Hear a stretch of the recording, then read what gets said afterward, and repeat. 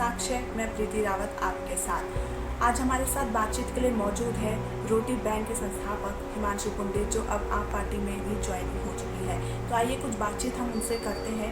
Sir, बहुत बहुत स्वागत है आपका समय साक्ष्य में। सर, सबसे पहले तो अपने बारे में कुछ बताएं। पहली बात तो मैं आप सभी को धन्यवाद देना चाहता हूँ कि आप एक हमारे राष्ट्र के चौथे स्तंभ में आते हैं। मीडिया एक बहुत ही इम्पोर्टेंट पार्ट रोल करता है और आप अपना काम बहुत अच्छी तरह बहुत बखूबी निभा रहे हैं, तो उसके लिए आपको और आपकी कमेटी को बहुत बहुत बधाई। मेरा नाम हिमांशु कुंडीर है और मैं उत्तराखंड में देहरादून का रहने वाला हूँ। मैंने अपनी शिक्षा देहरादून से ही करी है। कॉलेज मैंने अपना पेट्रोल यूनिवर्सिटी से किया है, वहाँ से मैंने BBA और MBA किया है। इसके अलावा भी मैं अपने आप को सोशल एक्टिविटीज़ में इन्वॉल्व रखता हूँ। अपना रोटी बैंक जो आज से 6 साल पहले हमने स्टार्ट करी थी और आज पूरे उत्तराखंड में हमारी टीम बनाकर हम लोग काम कर रहे हैं। जितना भी लोगों को राशन देना, जितना भी लोगों की मदद करना, गरीब लड़कों की शादी करानी और जो गरीब बच्चे हैं जिन्हें एजुकेशन सपोर्ट की ज़रूरत होती है उन्हें हम एजुकेशन सपोर्ट देते हैं। मेडिकल सपोर्ट भी हमारी तरफ से दिया जाता है कैंसर पेशेंट्स को। और काम करते हैं। सर, आपके राजनीतिक सफर की शुरुआत कैसे हुई और कैसे आपको इसका विचार आया? राजनीतिक सफ़र की शुरुआत इस तरह थी कि जब मैंने अपना कॉलेज पास आउट किया तो मेरी जॉब लगी। मैंने दिल्ली जॉब करी है, मैंने दुबई भी जॉब करी है। लेकिन मेरा कुछ अलग करने का मन था कि मैं अपने देश के लिए, अपने राज्य के लिए कुछ ऐसा करूं जिससे कि मेरे राज्य का नाम और ऊपर जाए और विश्व में जब हमारे उत्तराखंड का नाम आए तो लोग बहुत गौरव में तरीके से हमारा उत्तराखंड का नाम लें। तो मैंने उस टाइम एक कांग्रेस पार्टी ज्वाइन करके अपने राजनीतिक करियर की शुरुआत की। मैं वहाँ बहुत ही महत्वपूर्ण पदों पर रहा हूँ और कांग्रेस सरकार के साथ मैंने काम किया है। फिर उसके बाद मैंने यूथ विंग में काम किया है कांग्रेस में, फिर मेन स्ट्रीम में काम किया है, गढ़वाल संयोजक में रहा हूँ कांग्रेस पार्टी में। फिर लेकिन जैसे कि हमने देखा कि एक हमें काम करने की जगह चाहिए थी।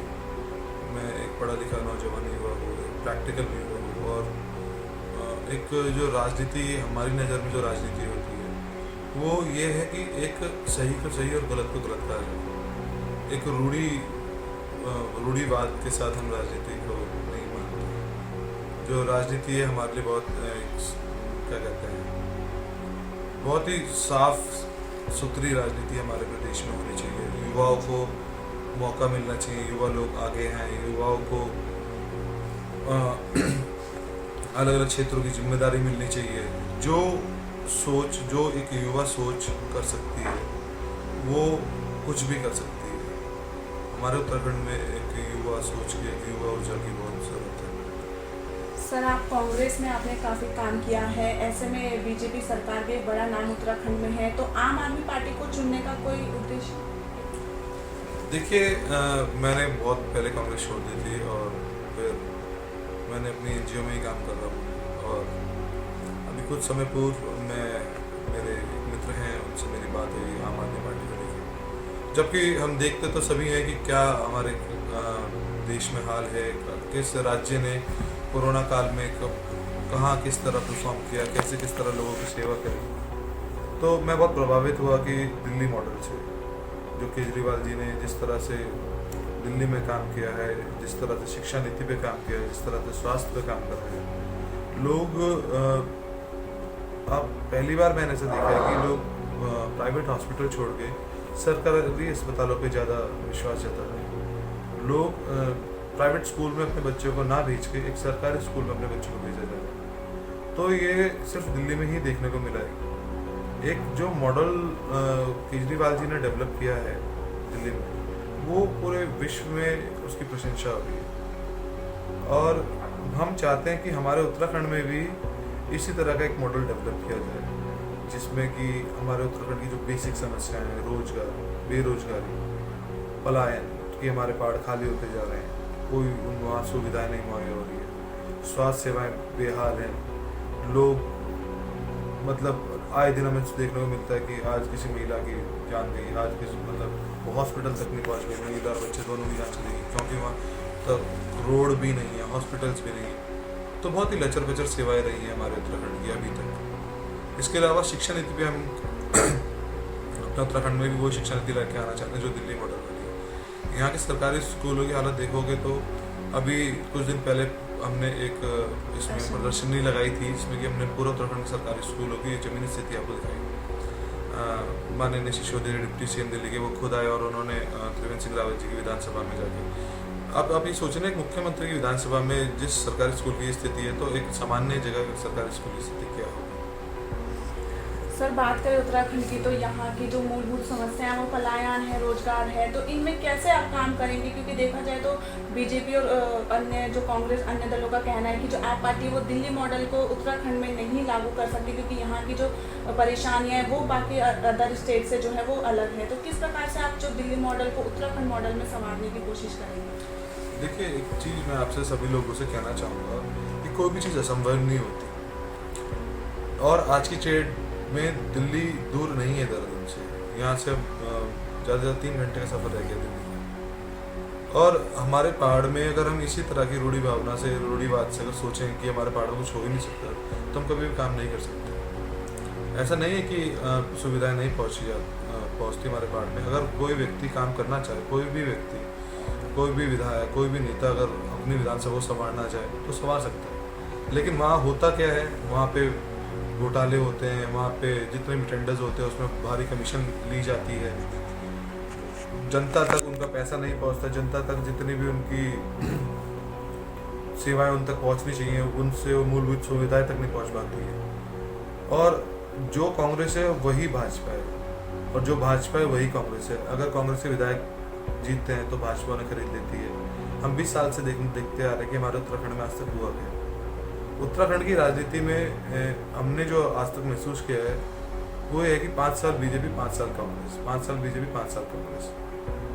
मतलब अगर जनता परेशान है भी तो विकल्प के तौर पे उनके पास कोई नहीं है। और जिस तरह से हम सभी लोग देख रहे हैं कि केजरीवाल मॉडल ने अपना दिल्ली में जिस तरह से नाम किया है, और अगर हमारा हर किसी व्यक्ति का कोई ना कोई रिश्तेदार, कोई ना कोई व्यक्ति दिल्ली में जरूर रहता हो, तो एक बार आप उनसे फ़ोन करके पूछें कि दिल्ली की स्थिति क्या है, कैसा उनको लग रहा है, तो आपको जवाब खुद ही मिल जाएगा। वो पूरी जनता अब चाह रही है, उत्तराखंड की जनता परेशान हो चुकी है, भाजपा और कांग्रेस से दोनों से त्रस्त हो चुकी है।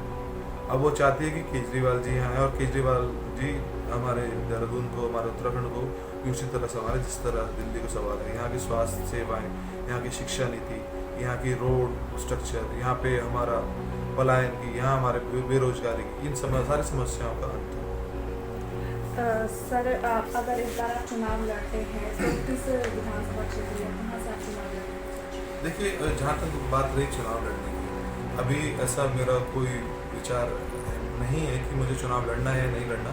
अगर पार्टी मुझे निर्देशित करेगी, मुझे कहीं से भी जो मुझे आदेश मिलेगा, पार्टी का डिसीजन सर्वोच्च है। सर बात करें, आप अपना रोटी क्लब के संस्थापक हैं, तो एक संस्थापक होने के जरिए आप जो काम करते हैं, और तो ऐसे में एक नेता के रूप में आप जनता की किस प्रकार से मदद करेंगे?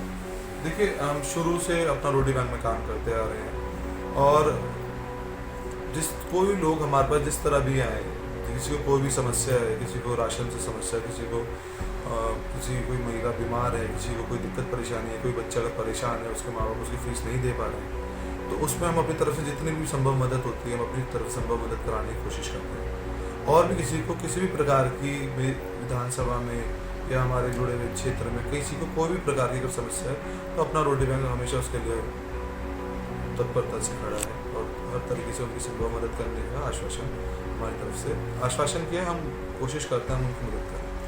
सर जिस तरीके से आम आदमी पार्टी जो है उत्तराखंड में लगातार अपनी एक पकड़ मजबूत कर रही है, वही बात करें आम आदमी सेना की, तो उनके जो अध्यक्ष प्रभात कुमार वो लगातार जो आम आदमी पार्टी पर आरोप लगाते रहे हैं, तो उन पर क्या आप मानते हैं?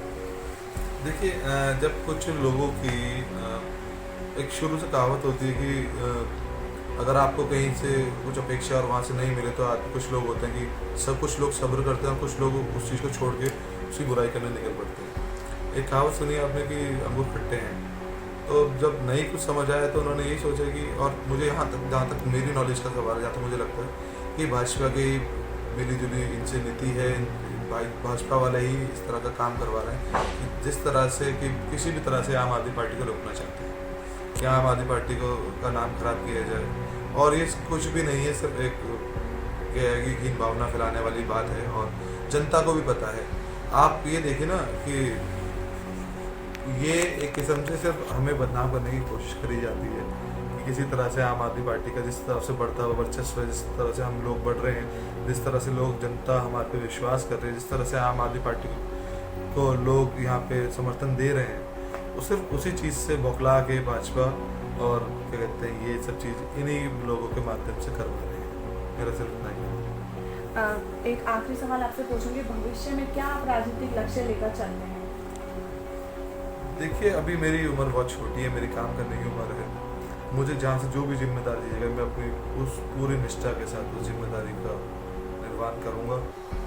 और अभी जिस हिसाब से हमारे प्रदेश को मैं देख रहा हूँ, हमारे प्रदेश को काम की बहुत ज़रूरत है। हम युवा लोग हैं, हमारे अंदर भी काम करने की क्षमता है। आप हमें दिन रात कहेंगे, हम दिन रात करके एक करके भी वो काम करने का, किसी भी लक्ष्य को प्राप्त करने का हमारे अंदर वो जुनून है, वो हौसला है।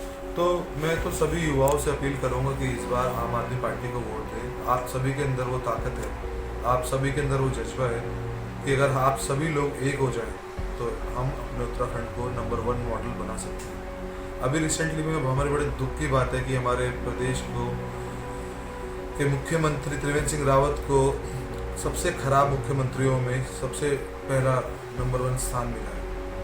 आज तक हमने हर जगह सुना है कि हमारे देवभूमि, हमारे उत्तराखंड का नाम देवभूमि में लिया जाता है।